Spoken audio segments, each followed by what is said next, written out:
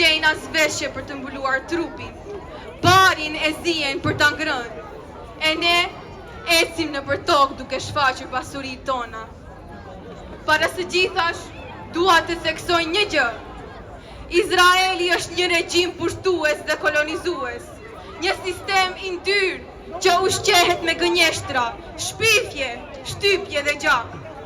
Për 15 muaj me radhë, kemi parë pasojat e kësaj strukture në Palestinë, veçanërisht në Gazë. Brenda 15 muajsh, Izraeli ka vrarë 20.000 fëmijë. Disa prej tyre nuk arritën as të merrnin një emër, të tjerë nuk patën kohë të regjistrohen si të lindur. Përveç tyre, janë vrarë të paktën 15.000 krahë dhe rreth 50.000 palestinesë.